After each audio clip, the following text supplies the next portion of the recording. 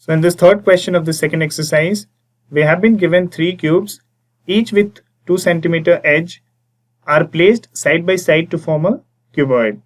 We'll have to sketch an oblique or an isometric sketch of this cuboid. So let us first see an oblique sheet of paper, and this is how the 3 cubes which are placed side by side to form a cuboid are going to be placed or are going to be represented by this oblique sheet of paper, where we see that the dimension of the edges of these 3 cubes is 2.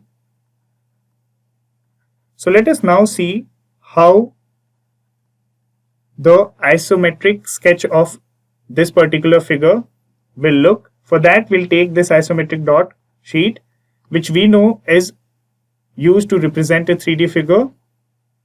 So this is how the 3 cubes which are placed side by side to form a cuboid will look as an isometric sketch when they are represented with the help of isometric dot sheet, where the dimensions of these 3 cubes are still the same, it's 2, and this is how this cuboid which is being formed by these 3 cubes would be represented in an isometric dot sheet as an isometric sketch.